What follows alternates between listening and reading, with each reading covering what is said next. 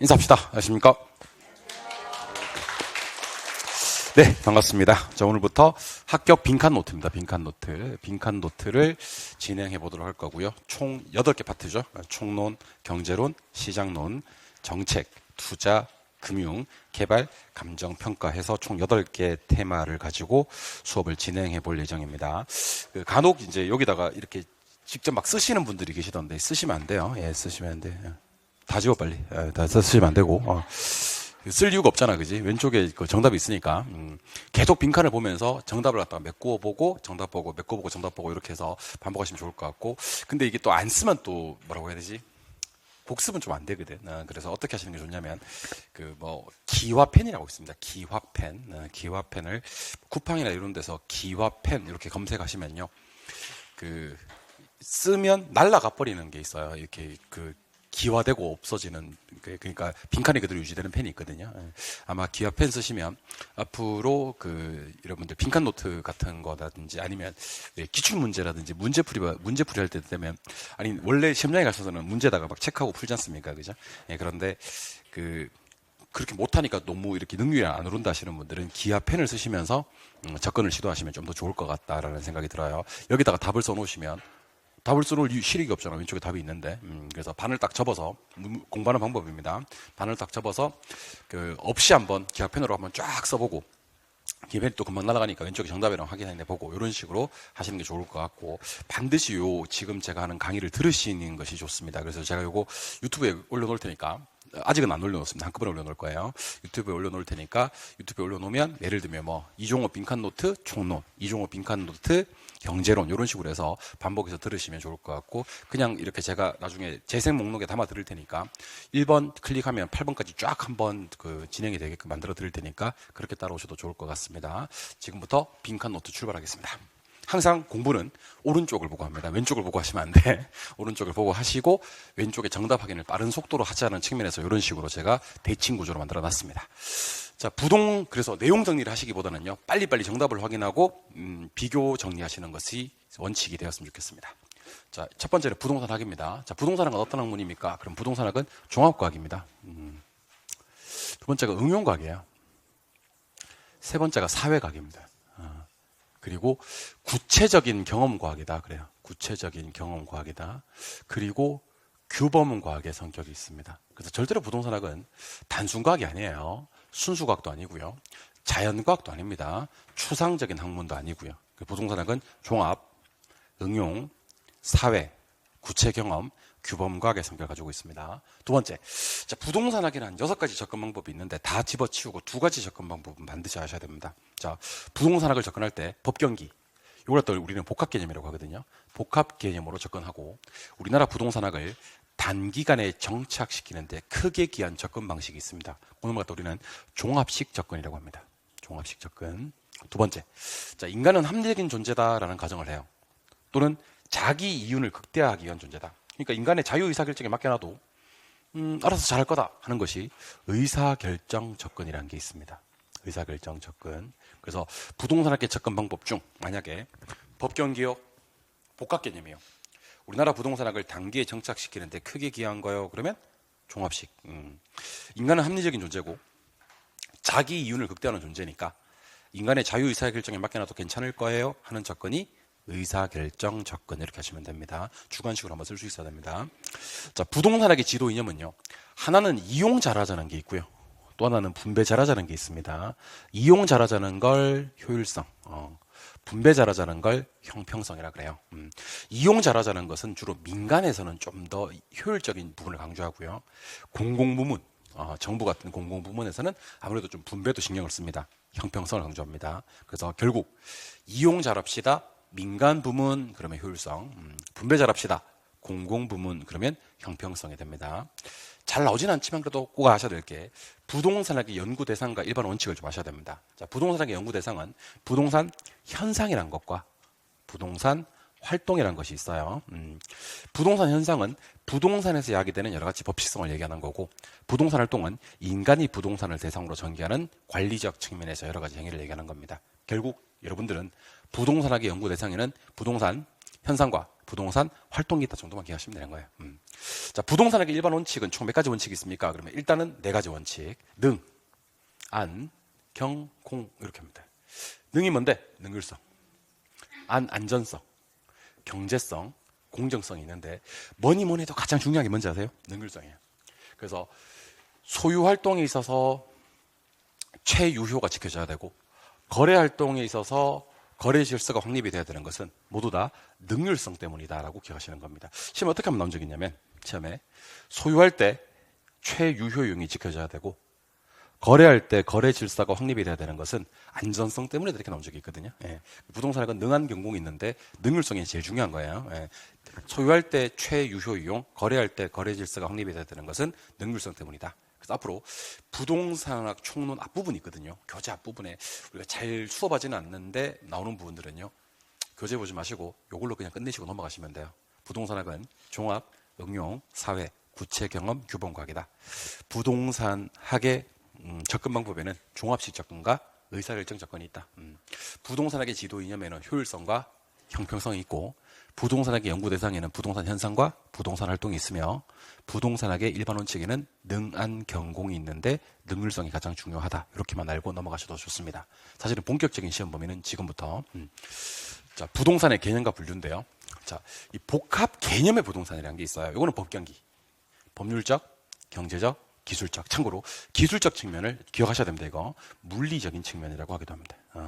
그래서 법경기, 법경물 하면 복합 개념의 부동산이고 여기처럼 복합 부동산이라는 게 있거든요. 복합 부동산은 토지하고 건물 같은 거, 토지하고 건물을 일체에 결합된 상태로 다루는 거, 우리 이것을 복합 부동산이라고 합니다. 그래서 순서 바뀌면 안 됩니다.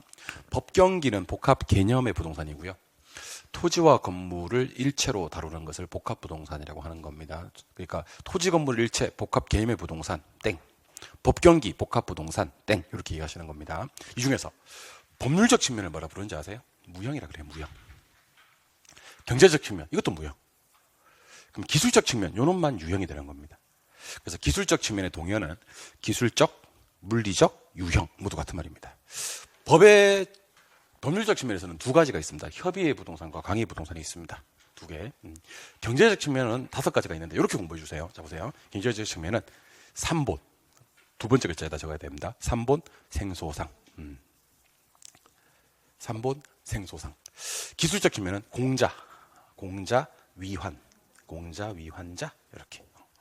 자 그러면 이때 법률적 측면은 협의의 부동산과 광의의 부동산이 있는데 협의의 부동산은 좁은 의미의 부동산 그래도 되고 요걸 갖다가 우리 민법상 부동산 그래도 돼요.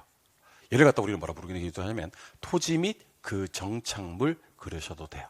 그래서 협의의 부동산은 동의어가 참 많네요.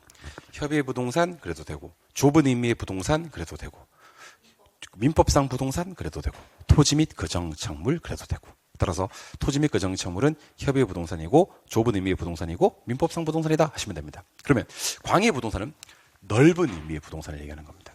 넓은 의미의 부동산. 얘는 방금 얘기했던 토지 및 그 정착물 그러니까 협의의 부동산을 받고 준부동산을 더하는 거예요. 같은 말로 의지의 부동산을 더하는 거다 이렇게 얘기를 하는 겁니다. 경제적 측면은 일단 얘도 무형인데 산본 생소상 해놓고 산은 자산, 본은 자본, 생은 생산 요소, 생산 요소를 생산재 그러기도 해요. 그리고 소비재, 그리고 상품 이렇게 이해하시면 됩니다. 산본 생소상 주관식으로 다 쓸 수 있어야 되고요. 토지는 일반적으로는 생산재입니다. 아까 생산재가 뭐라 그랬죠? 생산 요소죠.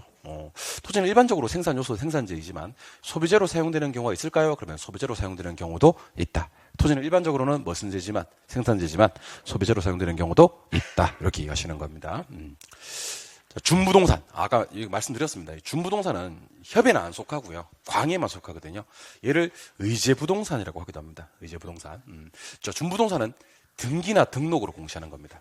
등기, 등록의 공시 방법을 갖춤으로써 원래는 부동산 아니었지만 부동산에 준하여 취급되는 것들이에요. 종류는 3종이 있거든요. 일단 자동차, 건설기기, 항공기, 선박 이거는 기계 종류.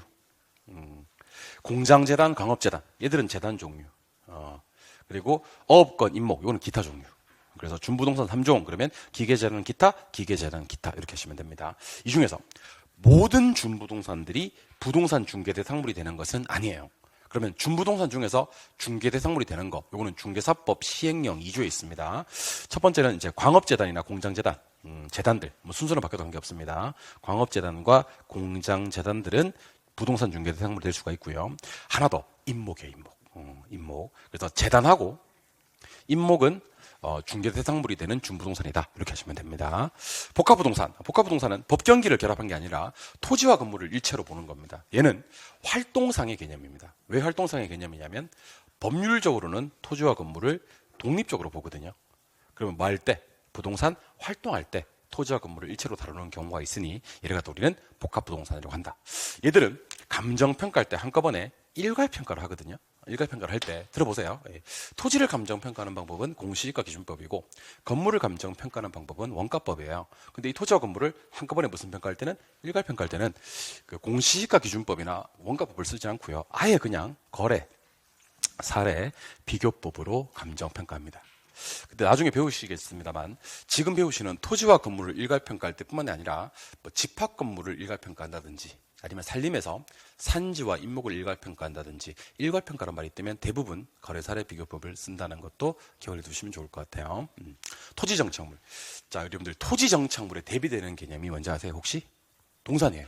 그러면 여러분들은 토지정착물과 동산을 구분하셔야 되는데 정말 중요하죠. 토지정착물은 또다시 둘로 구분을 해요.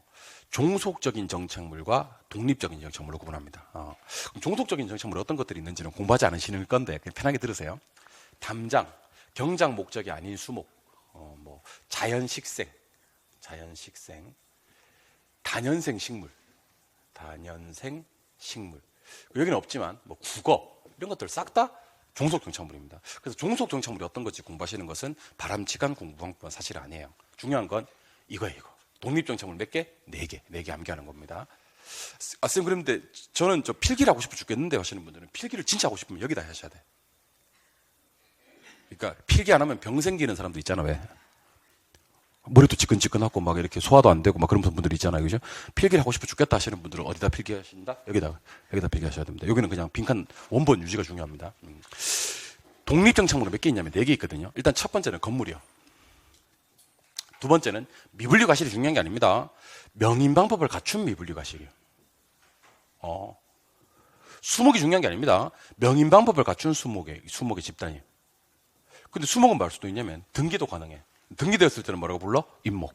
그 농작물은요, 자기 땅이 아닙니다. 타인 토지에서 경작 재배되고 있는 농작물 이렇게 하는 겁니다. 그럼 건물은 언제부터 건물로 볼 건가요? 그 사용 승인? 아닙니다. 등기? 아닙니다. 주기지만 되면 됩니다. 신축 중이어도 주기지, 주벽, 기둥, 지붕. 그래서 이거 암기할 때는 내 건물 주기지 이렇게 얘기하시면 됩니다. 자기 건물 앞에서 친구한테 뭐라고 한다고요? 내 건물이야. 주기지 이렇게 얘기하시면 됩니다. 주벽, 기둥, 지붕만 완성이 되면 신축 중인 건물도 독립적으로 봐요. 그리고 아예 동산인 게 있거든요. 아예. 얘는 뭐가 아닌 거지 그러면? 정착물에 속하지도 않는 거지. 오케이? 정착물에 속하지도 않는 게, 자, 따라해보세요. 임차인 정착물.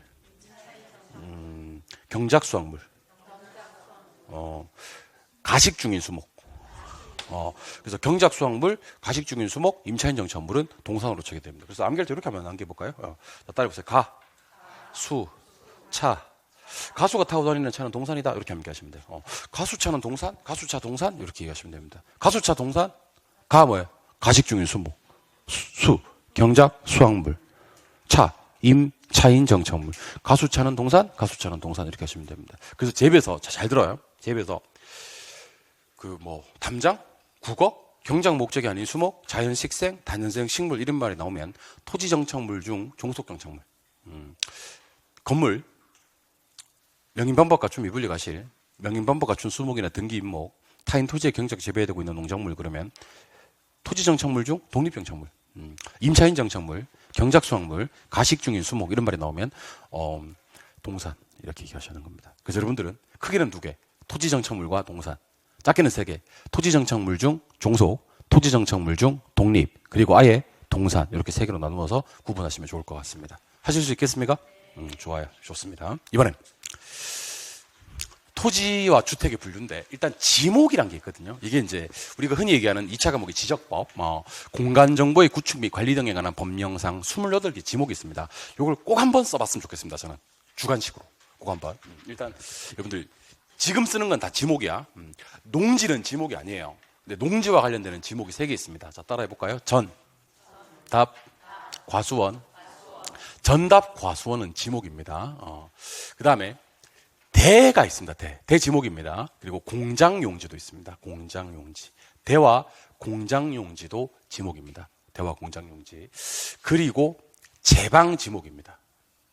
제방. 하천 지목입니다. 하천. 그다음에 국어 지목입니다. 국어. 그다음에 유지 지목인데 참고로 국어하고 유지는 어떻게 구분합니까? 그러면 여러분들 자 보세요. 저수지, 호수, 뭐 댐, 소류지 뭐 이런 말이 나오잖아요. 그러면 이거는 유지야. 뭐라고요? 그 용배수를 위하여 뭐 이렇게 나오다가 인공적인 수로 둑, 둑이 뜨면 둑국어, 둑은 국어야. 아시겠어요? 둑은 뭐라고요? 국어. 기역 3개 나옵니다. 둑국어, 둑국어, 뭐 이렇게. 그리고 저수지, 호수, 댐 이런 것들은 유지가 되는 겁니다. 둘 다 물과 관련이 있긴 한데 다릅니다, 여러분들. 저수지, 호수 이런 것들은 유지, 국어는 둑국어, 이렇게. 그 다음에 사찰용지라는 지목은 없어요. 사찰용지는 지목이 아니고 사찰용지를 하고 싶으면 종교용지 해야 됩니다. 뭐라고요? 용조용지. 그 사로 추해받고 싶어 죽겠어. 그럼 사적지라고 해야 됩니다. 사적지. 그래서 적어도 지목 중에서 뭐 전답 과수원에 대공장용지에 제방, 하천, 국어, 유지에 종교용지, 사적지까지는 지목이라는 걸 알고 계셨으면 좋겠습니다. 이번에 토지용어입니다. 자, 택지는 어떤 땅입니까? 그러면 건축이 가능한 땅이거든요, 일단은. 근데 얘는 주로 시험에 반드시 나와야 될 단어가 있습니다. 뭐가 나와야 되냐면 주상공이 나와야 돼. 주상공으로 이용되고 있어도 괜찮고요. 앞으로 이용할 목적에도 괜찮습니다. 참고로 이용되고 있는 땅은 건부지고요. 이용 목적인 땅은 낮인데 이 건부지와 낮이를 합쳐서 택지라고 부릅니다. 택지는 일단 지금 건물이 있어도 되고 있을 예정이어도 되지만 건축이 가능한 땅은 택지라고 합니다. 부지는 어떤 땅이냐? 부지는 건축 가능 받고 건축이 불가능한 땅까지를 부지라 그래요. 얘는 바닥에만 있으면 된다 그래서 바닥 토지라고 하고요. 상당히 택지보다는 포괄적인 용어입니다. 그래서 문제 풀다가 건축이 불가능한 땅을 주거든요. 뭐 도로, 하천, 철도 이런 거 주면서 바닥에만 있으면 괜찮아요. 포괄적이에요. 그러면 부지고요. 주상공이 나오면서 주상공으로 이용되고 있거나 이용 목적으로 조성되었다. 그러면 이거는 택지가 되는 겁니다. 이해하셨죠? 네. 이번에는 방금 얘기했던 택지, 주상공이라 그랬지. 그거 끝에 있는 땅. 택지용의 최원방구 상에 있는 땅. 그럼 이거는 한계지 이렇게 하시면 되는 겁니다. 자, 후보지와 이행지는 이렇게 구분합니다. 자, 잘 보세요. 택지, 농지, 임지, 상호간에 전환되고 있는 그래요. 상호간에 되고 있는 땅은 후보지고요. 이행지는 택지, 농지, 임지 내에서 똑같습니다. 나머지는 내에서 전환되고 있는. 그러니까 둘 다 되고 있는 땅은 맞는데 상호간에 되고 있으면 후보지, 내에서 되고 있으면 이행지 이렇게 처리하시는 겁니다. 그리고 후보지 정의가 하나 더 있습니다. 현재 용도가 뭔지 모르겠는데 장차 택지가 될 것으로 예상되는 땅. 현재 용도가 아마 농지나 임지일 거야. 왜냐하면 현재 택지면 장래 택지가 된다는 말을 쓰지 않거든. 그래서 현재 용도에서 장래 택지가 될 것 같은 땅, 이런 땅을 후보지라고 하기도 합니다. 후보지는 택지, 농지, 임지, 상호간에 전환되고 있는 땅 하셔도 되고 현재 용도에서 장래 택지가 될 것 같은 땅 이렇게 얘기를 하셔도 되는 겁니다. 오케이. 필지는요. 이거 주관식으로 꼭 한번 써봐야 됩니다. 필지는 이거 주관식으로 쓰신 분들은 시험장에 가셔서 객관식 정말 빨리 쳤습니다. 필지는요. 뭐 붙여야 되죠? 지번 붙여야 돼요. 그래서 뭐 해도 되고 등기해도 되고요. 등록해도 되는 땅입니다. 등기 등록 땅. 요 필지는 좀 이게 누구 땅이구나라는 걸 알기 위한 법적 개념의 땅이라면 획지는요. 가격 수준입니다. 가격 수준. 가격 수준이 비싼 일단의 토지를 말합니다. 당연히 이거는 법적 개념의 땅은 아니고요. 경제적 개념의 토지를 말하는 겁니다. 근데 조심하셔야 될 게 방금처럼 이렇게 가격 수준이 비슷한 일단의 토지는 방금 획지라 그랬잖아요. 그런데 여기 보세요. 용도상 불가분한 관계 있는 두 필지 이상의 일단의 토지가 있어요. 이런 땅은 일단지라 그래요. 일단지하고 획지는 사실상은 아무 관련이 없는 땅인데 끝날 때 둘 다 일단의 토지, 일단의 토지 이렇게 끝나요. 그래서 가격 수준이 비슷한 일단의 토지는 일단지가 아니죠. 획지고요.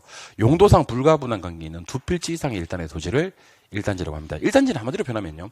두 개를 하나로 보는 거 이렇게 이해하시면 돼요. 땅이 몇 개인데, 두 개인데, 용도상 불가분한 관계에 있어서 1단으로 봐버리겠다. 그런 땅을 1단지라고 합니다. 그러면 두 개를 하나로 보는 게 감정평가할 때와 땅에서 나오는데요. 땅에서는 1단지 하시면 되고요. 감정평가할 때는 이런 거 들어갔다 우리는 일괄평가라 그래요. 용도상 불가분한 관계에 있거나 일체로 거래가 되어서 둘 이상을 하나로 평가하는 방법을 일괄평가라 그래요. 그래서 2가 1로 되는 땅이요 그러면 1단지, 2가 1로 되는 평가 방법이요 그러면 일괄평가 이렇게 하시면 됩니다. 이번에는 나지, OX로 대답해 봅니다. 나지는 건물 없어요. 사법상의 제약도 없어요. 다 없다 그러면 큰일 나요. 공법상 제약은 있어요. 건부간가가 뭐예요? 건부간가는 건부지 싼 거예요. 이거 부등호 표시를 한 방에 할 수 있어야 됩니다. 원칙이 건부간가거든요. 건부간가는 나지가 비싸고 건부지가 싸다는 뜻이에요. 오케이. 맹지는 도로의 접속면도 없고 허가도 안 나는 땅입니다. 둘 다 없어. 법지는 법적 소유권에 있는데 이용 가치가 없는 경사진 땅을 말하고요. 빈지는 반대입니다. 법적 소유권에 인정되지 않는데 이용 가치가 있는 해안선부터 토지 등록 지점 사이에 있는 땅을 말합니다. 사이에 있는 땅. 그래서 정리 한번 해봅시다. 그 맹지는요, 그 도로의 접속면도 없고 허가도 안 나. 법지는요, 법적 소유권에 있는데 이용 가치가 없어. 빈지는 법적 소유권이 없는데 이용 가치가 있어. 왜 법적 소유권이 없는지 아세요? 해안선부터 등록 지점 사이에 있기 때문에 등록이 안 된 땅이거든요. 그리고 필지 중 건물 짓고 남은 땅, 이건 땅은 공지라 그래요. 공지. 도시 토지로서 투기 목적으로 방치하는 땅은 공환지라 그래요. 공환지. 지력 회복 때문에 정상적으로 쉬는 땅은 휴환지라 그래요. 휴환지.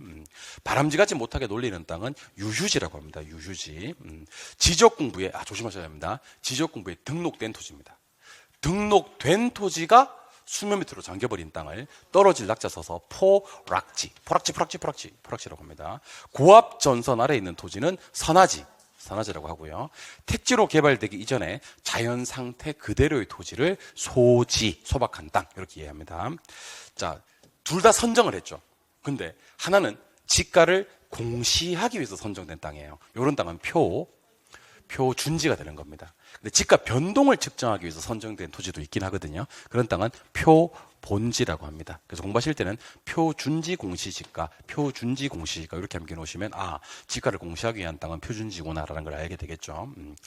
한 필의 토지를 2인 이상으로 공동으로 소유하는 땅은 참고로 이걸 공유지라 그래요. 공유지. 그래서 아까 1단지와 정확히 반대입니다. 두 개를 하나로 보는 땅은 1단지고요. 한 땅을 두 사람 이상 공동으로 소유하는 땅은 공유지 이렇게 얘기를 하는 겁니다. 그래서 사실은 공으로 출발하는 땅이 3개가 있어요. 건물 짓고 남은 땅 그러면 공지 하시면 되고요. 도시 토지 중 지가 상승 기대하고 방치하는 땅 그러면 공한지 그러시면 되는 거고요. 한 땅을 두 사람 이상으로 공동으로 소유하는 땅은 그러면 공유지 이렇게 하시면 되는 겁니다. 그리고 둘 다 이제 어떤 사업이냐면 도시개발 사업이에요. 자, 도시개발 사업인데 택지 개발 사업이 끝났어요. 그러고 난 다음에 토지 소유자에게 이렇게 사업 후에 토지 소유자에게 많은 재분배 사업 후에 하는 땅은, 이런 땅은 환지라고 부르래요. 많은 땅은 재분배하는 땅은. 근데 도시개발 사업에서 환지로 정하지 않습니다. 왜 정하지 않냐면요. 경비충당. 경비충당으로 땅을 가져가는 경우가 있거든요. 경비충당으로 땅을 가져가는 경우라 우리는 채비지라고 합니다. 이해하셨죠? 예. 택지개발 사업이 끝나고 도시개발 사업에서 되돌려주는 땅의 이름은 뭐고요? 환지고요. 환지로 정하지 아니하고 경비충당으로 쓰는 땅은요, 채비지. 이렇게 여러분들 요거는 그 네모에다가 빈칸을 갖다가 한 번도 안 틀리고 시험장 갈 때까지 유지하실 수 있었으면 좋겠습니다. 아시겠죠? 예, 오케이. 주택입니다. 근데 주택은 무슨 법이 있고 무슨 법이 있어요? 건축법. 건축법은 8개. 몇 개? 8개. 좀 이따 주택법 나올 건데 주택법은 6개. 단독주택에는 뭐가 있게요? 단독이 있어요. 또 다중 있어요. 또 다가구 있어요. 또 공간. 이런 것들을 갖다가 기하펜으로 한번 써본 자와 써보지 않은 자 사이에는요, 주관식으로 쓸 수 있었던 게 객관식으로 나오면 정말 쉬워요, 여러분들. 응? 주관식 연습 한번 해보시기 바랍니다. 기하펜으로. 오늘은 기하펜이 없기 때문에. 기하펜이에요? 그래요. 예. 나도 놀랐어요. 제 앞에 앉아가지고 반항하나 이런 그런 얘기잖아요. 쓰지 마 그러면 넌 쓸 거야 뭐 그런 거 있잖아. 왜 그런 건 줄 알았어. 그래서 깜짝 놀랐어요. 나 진짜 막 쓰더라고. 그래서 뭐 기아펜 같기도 아닌 것 같기도 해서 내가 그래 그럴 사람이 아닌데 그 자꾸 아니 우리가 뭐 사춘기도 아니고 쓰지 마 했는데 일부러 막 앞에 보란 듯이 쓸 필요가 없잖아, 그지? 그래서 약간 놀랐어요. 기아펜이 원래 있으신 분이었구나. 그래요. 준비된 수험생인 것 같습니다. 아무튼 근데 깜짝 놀라서 그랬었어요. 아까부터 눈에 거슬렸는데 좀 여기 뭐라고 해야 되지? 오해가 풀리고 마음이 안정이 됐어요. 진짜 거슬렸거든요. 그래서 저걸 물어봐야 죽여버려야 돼. 막 이런 거 있잖아, 왜. 한번 해보자는 얘기인가? 그런 거 있잖아, 왜. 그 사람이 쓰지 말라고 했는데 막 보란 듯이 쓰고 그러면 좀 그런 생각이 든다고. 예, 기아펜으로 밝혀졌습니다. 훈훈한 마무리죠. 예, 어쨌든. 자, 단독에는 또다시 단독, 다중, 다가구 공간이 있고요. 공동주택은 아파트. 써요. 연립. 다세대. 기숙사가 있습니다. 그래서 암기할 때 이렇게 암기하기로 했다 그랬죠. 연세대 기숙사는 공동주택. 연세대 기숙사는 공동주택. 이렇게 하시는 게 맞고요. 이제 이럴 때 빈칸 노트의 효용성이 완벽하게 발현이 됩니다, 여러분들. 이 빈칸 딱 메꾸잖아요. 그럼 공부 따라할 필요가 없어요. 공부 따라할 필요가 없습니다. 저 아파트 갑니다. 아파트는 주택으로 쓰이는 층수가 몇 개층 이상? 5개층 이상입니다. 오케이? 연립과 다세대는 공동주택 아닙니까? 둘 다 몇 개층이 안 돼? 4개층이 안 돼. 660을 초과하면 뭐요? 연립. 이하면 뭐요? 다세대가 되는 겁니다. 오케이? 그래서 암기할 때 어떻게 암기하기로 했어요? 연초. 저도 여러분들 그 연초가 많이 생각이 나네요. 제가 담배 끊었습니다, 여러분들.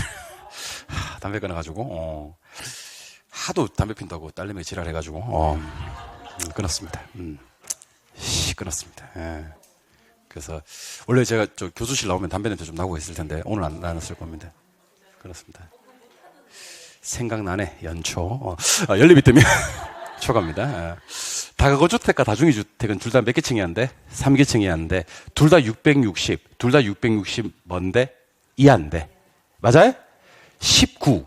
19세대 이하는 뭐예요? 다가구 이렇게 하시면 됩니다. 다중은 누구요? 학생 또 직장인, 종업원 아니에요. 학생, 직장인이 장기간 거주할 수 있는 구조로서 독립된 주거 형태를 갖추고 있지 아니해야 됩니다. 독립된 주거 형태를 갖추고 있지 아니하다는 것은 실별로 뭐는 가능하냐면 욕실은 돼요. 뭐 낸다고? 욕실. 근데 취사가 돼, 안 돼? 안 돼. 이걸 갖다가 이제 우리는 독립된 주거 형태를 갖추고 있지 아니하다고 합니다. 기숙사는 무슨 기숙사가 있냐면 일반 기숙사와 임대형 기숙사가 있는데 둘 다 공동 취사가 전체 몇 퍼 이상?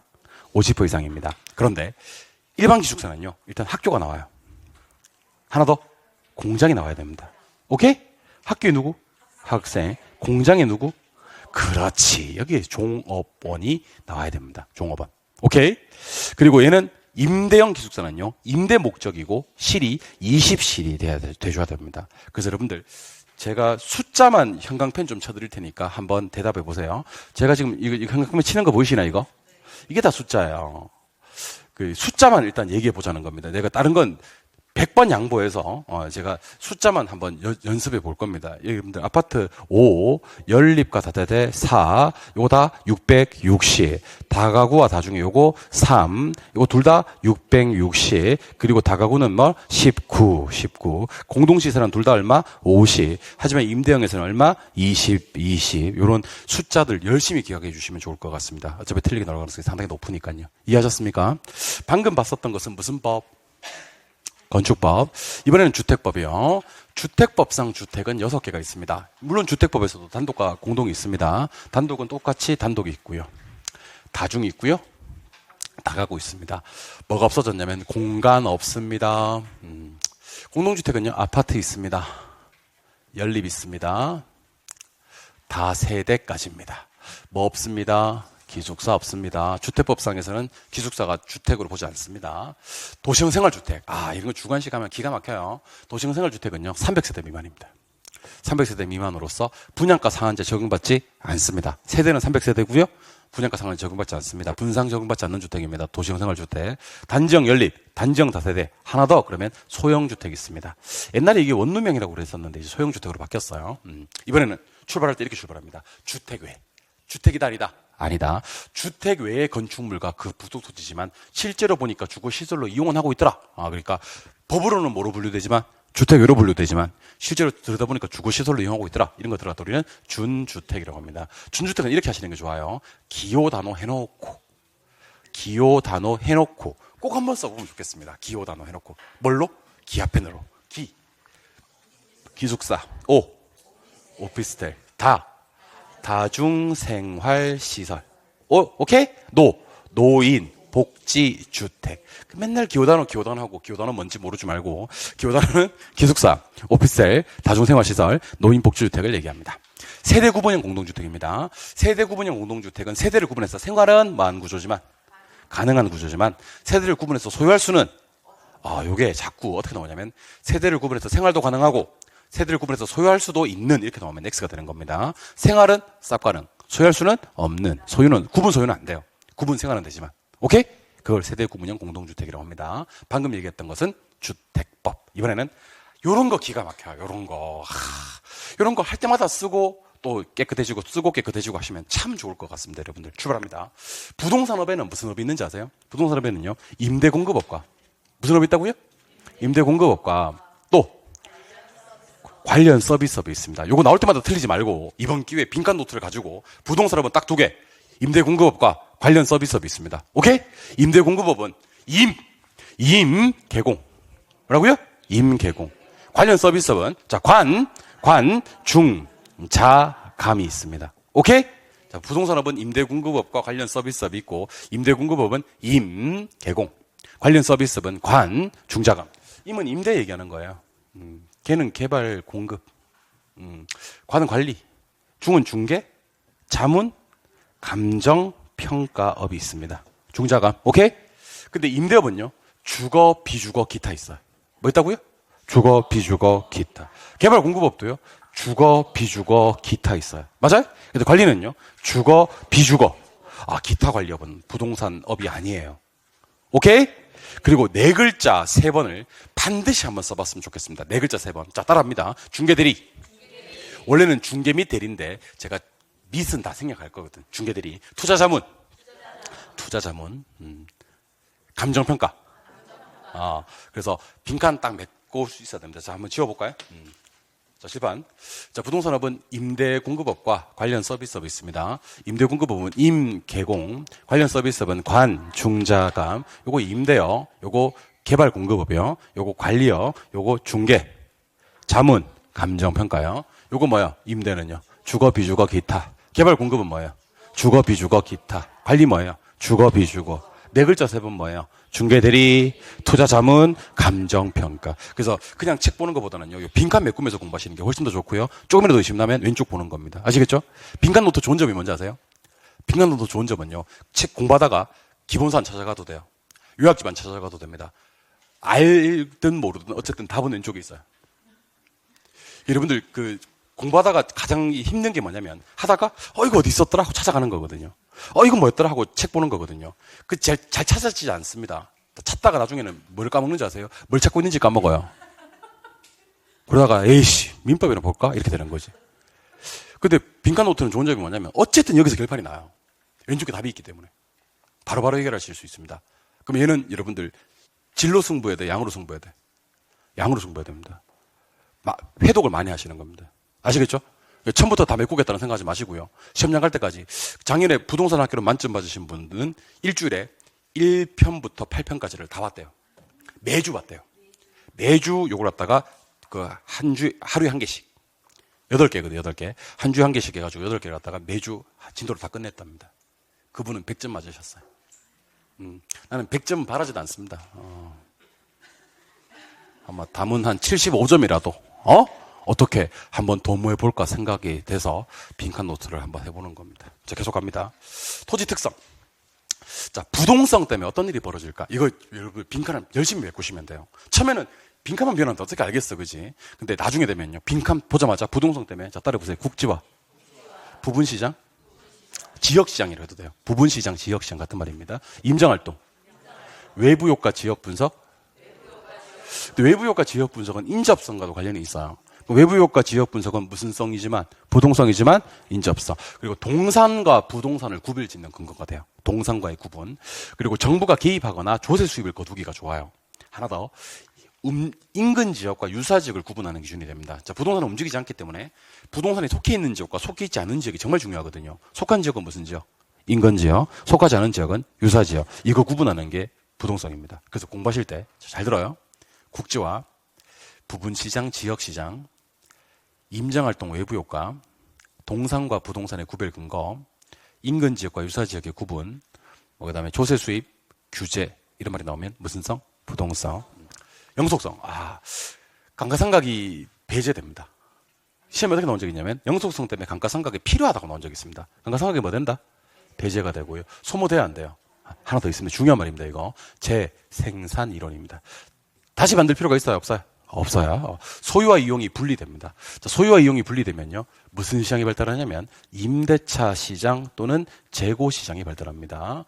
그 다음에 장기, 장래, 예측이라는 말이 나오게 되어 있습니다. 뭐가 뜬다고요? 장기, 장래, 예측. 그리고 가치란 말이 뜨거든요. 가치를 영어로 value라 그래요. value. 그 다음에 수익하는 법 그러기도 하고 직접 하는 법 그러기도 하는데 지금부터 하는 얘기 잘 들어요. 문제 풀다가 장래란 말이 뜨면요. 예외 없이 영속성으로 갑니다. 장래가 뜨면. 근데 가치 value가 뭔지 아세요? 장래 이익의 현재 가치예요. 직접 하는 법, 수익하는 법이 뭔지 아십니까? 장래 순수익이나 미래 현금 흐름을 환원하거나 할인해서 가액 구하는 거. 장래 미래가 나왔잖아요. 무조건 영속성입니다. 그리고 가치 보존력. 토지는 가치 보존력이 상당히 우수하거든요. 영속성 때문입니다. 그리고 운영을 통한 소득 이득과 처분을 통한 자본 이득을 모두 얻을 수 있거든요. 이것도 영속성 때문이고요. 부동산 관리만 잘하면 정말 오래 쓸 수 있다. 이것도 영속성 때문입니다. 그래서 문제 풀다가 감가상각 적용 배제, 그다음에 소모 안 돼. 재생산 이론도 적용이 되지 않습니다. 소유와 이용이 분리됨에 따라서 임대차 시장이나 재고 시장이 발달하고 장기 장래 예측, 그다음에 가치 밸류, 수익하는 법, 직접 하는 법, 가치 보존력, 소득 이득과 자본 이득 둘 다 얻어 관리 잘하면 돼? 이런 말이 뜨면 영속성 관계가 됩니다. 부증성. 부증성 때문에 아무리 많은 비용을 투입해도 생산이 안 됩니다. 그 토지는 생산비 법칙이 토지에는 적용되지 않습니다. 물리적 공급 곡선이 수직입니다. 수직을 뭐라고 하는지 아세요, 혹시? 완전 비탄력적이라고 합니다. 완전 비탄력적. 수급 조절이 상당히 어렵습니다. 수요 공급 조절이. 특히 공급 조절이 곤란합니다. 균형 가격 형성도 많이 곤란합니다. 그래서 세 가지 곤란. 수급 조절, 공급 조절, 균형 가격 형성이 곤란합니다. 항상 부증성 때문에 부족하고요. 희소합니다. 희소. 그럼 토지가 부족하고 희소할 때는 어떻게 이용해야 되는지 아십니까? 집약적 이용을 해야 됩니다. 조방적 아닙니다. 집약적 이용을 해야 되고요. 하나 더. 최유효 이용을 해야 됩니다. 최유효 이용. 그 다음에 최유효 이용을 해야 되는 이유는 부증성 때문도 맞거든. 근데 굳이 하나를 더 얘기해 보라면 용도의 용도의 다양성과도 관계가 됩니다. 그래서 최유효 이용은 부증성도 관계가 되고 용도의 다양성과도 관계가 되고 그렇습니다. 아까 마치 외부효과 지역 분석이 부동성 또는 인접성이듯이 지금 보고 계시는 최유효 이용도 부증성 또는 용도의 다양성입니다. 수요자 입지 경쟁, 부족하면 항상 경쟁하게 만들어요. 그리고 독점 소유욕, 소유욕이 뭔지 아세요? 갖고 싶다는 뜻이에요. 그래서 얘를 소유욕구라고 하기도 합니다. 소유욕구. 그리고 부족한 재원은요, 항상 가격이나 임대료가 발생하게 돼 있죠. 지가 지대 발생. 이것도 지금 많이 나와요. 토지에 지가 지대가 발생하는 이유가 뭡니까? 그러면 부증성. 소유욕구, 독점 소유이 발달하는 이유가 뭡니까? 그러면 부증성. 경쟁하는 이유가 뭡니까? 부증성. 최유효용, 부증성. 희소 집약적 이용, 부증성. 균형 가격 형성 곤란, 공급 조절 곤란, 그 다음에 수급 조절 곤란, 부증성. 물리적 공급 곡선을 완전 비탄력 수직으로 만듭니다. 부증성. 이렇게 하시면 됩니다. 개별성이 뭔지 아세요? 개별성? 개별성은 대체를 못하게 만드는 특성입니다. 대체 관계를 제약하는 특성. 따라서 토지는요, 일, 물, 일, 가, 의 맞죠? 법칙. 일물 일가의 법칙이 적용되지 않습니다. 그리고 토지는요, 개별화되고 독점화돼요. 좀 조심하십시다, 여러분들. 독점화가 뭔지 아세요? 독점화는 얘 아니면 안 돼. 그거예요. 얘 아니면 안 돼. 이거는 무슨 성 때문이에요? 개별성 때문입니다. 근데 독점 소유욕에서는 뭐가 중요한지 아세요? 소유욕이 중요해요. 소유욕. 독점 소유욕이 뭔지 아세요? 갖고 싶어는 소유욕. 나만 갖고 싶어가 독점 소유욕이에요. 아시겠어요? 이거는 무슨 성? 부증성. 독점하는 개별성. 독점 소유욕은 부증성. 좋아요. 그리고 얘는요, 감정평가할 때 지역 분석이 아닙니다. 개별 분석을 하게 만들어요. 그리고 이론 도출이나 비교를 곤란하게 만들고요. 가치축이나 정보 수집을 곤란하게 만들어요. 왜냐하면 물건마다 가격이 다 다르기 때문에 가치축이 어려운 겁니다. 그리고 부동산 시장을 3B로 만듭니다. 3B. 거래가 어떻게 되죠? 비공개성. 이런 거 써보면 정말 좋아요, 이거. 상품에. 비표준화성. 이런 거 써보면 정말 좋아요. 시장에. 비조직성. 이렇게 3B. 비공개, 비표준화, 비조직이 뜨면 예외 없이 무슨 성으로 간다? 개별성으로 가는 겁니다. 용도의 다양성. 용도의 다양성은 아까 무슨 이용할 수 있다 그랬죠? 최유효 이용. 근데 최유효 이용은 누구 때문이기도 하다? 부증성 때문이기도 하다. 그리고 여러분들 토지는 공급이 돼야 안 돼요. 그렇게 얘기하시면 안 됩니다. 물리적 공급은 불가능합니다. 무슨 성 때문에? 부증성 때문에. 하지만 무슨 공급이요? 경제적, 용도적 공급은 가능합니다. 경제적, 용도적 공급은 가능합니다. 요게 무슨, 요거는 우상향하게 만들어요. 그러면 대답 한번 해보셔야 됩니다. 물리적 공급 곡선은 어떤 모양이지만? 수직이지만, 경제적 공급 곡선은 원래 공급 곡선의 모양인 무슨 모양을 한다? 우상향. 경제적 공급은 가능하거든요. 그러니까 물리적 공급이 불가능한 이유는 누구 때문이고? 부증성 때문이고, 경제적, 용도적 공급이 가능한 이유는 무슨 성 때문이죠? 용도의 다양성. 이걸 한번 더 물어줄 거예요. 자, 일로 오세요. 토지 공급입니다. 자, 토지 공급은 무슨 공급과 무슨 공급이 있는데, 물리적 공급과 경제적 또는 용도적 공급이 있습니다. 아까 제가 기술적 측면이란 말과 물리적 측면이 같은 말이라 그랬지 않습니까? 그죠? 여기서는 또 특이합니다. 경제적 공급이란 말과 용도적 공급이란 말이 같은 말입니다. 근데 솔직히 시험에서는 용도적 공급이란 말이 훨씬 더 많이 있습니다. 그러면 경제적 공급 대신에 용도적 공급으로 물어봐야 되겠다. 토지는 공급이 돼요, 안 돼요? 라고 물으면 무슨 공급은? 물리적 공급은 불가능하지만 경제적 공급, 용도적 공급은 가능합니다. 물리적 공급이 불가능한 이유는 무슨 성? 부증성. 경제적, 용도적 공급이 가능한 이유는 무슨 성? 용도의 다양성. 그럼 물리적 공급이 불가능하다 그랬고 전혀 안 되기 때문에 모양은 어떤 모양이고 수직이고 우리는 걔를 뭐라 부른다? 완전 비탄력적이라고 부른다. 오케이? 여러분들 토지 특성 공부하시다 보면 내가 토지 특성 어디에서 약하고 어디에서 강한지 잘 모르잖아, 그지? 그럼 이렇게 하는 거야. 자, 지금부터 공부하는 방법 알려드립니다. 자, 대답하세요. 토지는 정보 수집이 쉬워, 어려워? 어려워? 무슨 성? 대답 못했잖아? 그럼 여기다가 체크. 아, 내가 이거 모르고 있구나. 자, 부동산은요, 물건마다 가격이 다 달라요. 그래서 물건마다 가격이 다 다르기 때문에 정보를 수집하기 상당히 어렵습니다. 오케이? 무슨 성? 개별성. 장기가 뜨면 무슨 성? 영수. 그럼 얘는 체크하지 마. 생산비 법칙. 비용 투입에도 생산이 안 돼. 얘는 이 생산비 법칙 적용되지 않습니다. 이거는 무슨 성? 부증성입니다. 근데 같은 생산이 나오더라도 다시 만들 필요가 없어. 다시 만들 필요가. 이거는 무슨 성? 그러니까 생산이 안 되는 것은 부증성인데 다시 만들 필요가 없는 건 영속성이에요. 오케이? 규제하기가 쉬운 건 부동성. 무슨 성? 부동성. 임장활동. 부동성. 물건마다 가격이 다르기 때문에 가치 추기가 어려운 거. 개별성. 비교가 어려운 것도 개별성. 좋아요. 일물일가의 법칙 일단 적용된다, 안 된다? 안 된다 하고 이거 무슨 성? 개별성. 장기가 뜨면 영속성. 3B 중에 B가 비조직성 뜨면 무조건 개별성. 개별 분석도 개별성. 물리적 공급 돼야 안 돼요? 왜요? 부증성. 부증성. 지역 분석은 무조건 무슨 성? 부동성. 부동성. 균형 가격 형성 어려운 것은 부증성. 관리 잘하면 오래 쓸 수 있는 건 영속성. 직접 하는 법, 수익하는 법 뜨면 영속성. 경쟁하게 만드는 것은 부증성. 경쟁 부증성. 소유와 사용을 분리하는 것은 영속성. 지가 지대가 뜨면 부증성. 부증성. 체크 많이 해야 되겠다 보니까. 체크 다 해놔야 되겠다 지금은. 공급을 완전 비탄력적으로 만드는 것은 부증성. 소모가 안 되는 것은 영속성. 표준지 선정 어려운 것 개별성.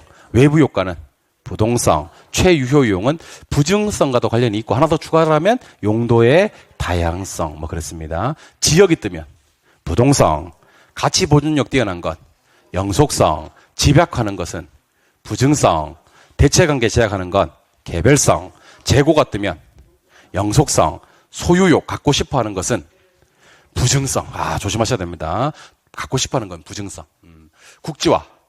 부동성. 부동성. 지가지대. 부증성. 부증성. 개별화. 개별성. 비표준화. 개별성. 조세 수익 거두기가 쉬운 거. 부동성. 부동성. 가치 밸류. 좋습니다. 영속성. 희소한 거. 부증성. 부족한 것도 부증성. 독점화되는 건 개별성. 거래 비공개 3B. 개별성. 임대차. 영속성. 공급 조절 어려운 거 부증성, 감가상각 일단 되고 안 되고, 안 되고, 안 되는 거, 영속성, 소득이득과 자본이득, 영속성, 경쟁하게 만드는 거, 부증성, 동산과 구별하는 것은 부동성, 토지 공익 개념이 발달하는 건 부증성입니다. 참고하세요. 토지는 원가법 적용이 안 되는데 이게 왜 안 되냐면요. 토지는 감가상각이 안 되기 때문입니다. 영속성과도 관계가 되고 굳이 하나를 더 추가하라 그러면 부증성과도 관계가 있습니다. 만들지도 못하고 제조달하지도 못하고 그다음에 감가상각도 안 되고 이렇게. 그다음에 이행과 전환은 이 후보지 이행지 얘기하는 거거든요. 후보지 이행지는 용도의 다양성 때문입니다. 용도의 다양성 때문입니다. 네. 그래서 요거는 뭐로 조절하셔야 되냐면 반복으로 조절하셔야 됩니다. 반복해야 됩니다. 네. 이번에는 개발권 양도제도. 영어로는 뭐라고 합니까? TDR이라고 합니다. 개발권 양도제도 영어로 뭐라고 한다고요? TDR이라고 합니다. 현재 우리나라에서 실시되는 제도가 아닙니다. 그리고 얘는요, 무조건 공중권입니다.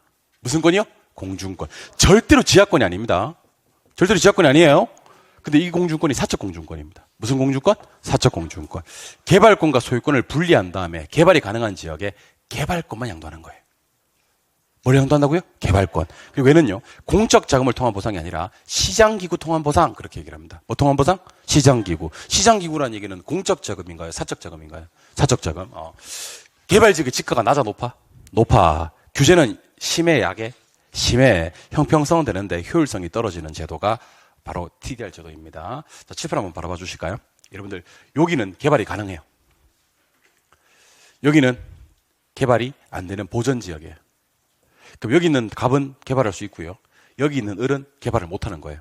근데 이 지역에, 지금 무슨 지역에? 개발 지역에 지가가 비싸요. 그러면 얘는 5층만 짓고 싶겠어요? 10층 짓고 싶겠어요? 근데 정부가 규제를 심하게 해버립니다. 야하게 심하게. 그럼 얘는 더 짓고 싶어도 못 짓는 상황이네요? 더 짓고 싶은 건 맞네요? 지가가 많은 지역에, 비싼 지역에 규제가 심해. 그럼 얘는 지금 개발할 수 있어요? 없어요? 없어요. 보존지역이니까. 그럼 여기 개발했어야 될 뭐만큼을, 개발권만큼을 소유권으로부터 뭐 한 다음에, 분리한 다음에 여기 개발이 가능한 지역으로 뭐 하는 제도죠? 양도하는 제도죠. 그럼 얘는 아까 10층까지 짓고 싶다 그랬잖아, 그지? 짓게 해주고 얘한테 뭐 해주고 와라, 보상해주고 와라. 맞아요? 그럼 갑이 보상했어요? 정부가 보상했어요? 그래서 뭐를 통한 보상? 시장기구를 통한 보상이라고 합니다. 지하권과는 관계가 되고 안 되고? 안 되고 공중권과 관계가 됩니다. 근데 무슨 말이 뜨는 바람에? 보상이라는 말이 뜨는 바람에 사적 공중권입니다. 소유권으로부터 개발권을 뭐해서? 분리시켜서 개발이 가능한 지역에 뭐만 양도하는 제도입니까? 개발권만 양도하는 제도입니다. 맞아요? 그러면 개발권 양도제도 시행되면 얘 개발할 수 있고 없고? 있고 얘도 개발할 수 있습니다. 여기서는 행사 못하지만 옮겨서. 형평성 해결됐어요? 안 됐어요? 됐죠. 근데 너무 과민한 이용이 될 수가 있겠죠. 교통 혼잡 같은 거 야기될 될 수 있겠죠. 그래서 효율성은 좀 떨어지는 정책입니다. 아시겠죠? 빈칸 다시 한번 메꿔볼게요. TDR은 우리나라에서 실시되는 제도가 아닙니다. 무슨 공중권이요?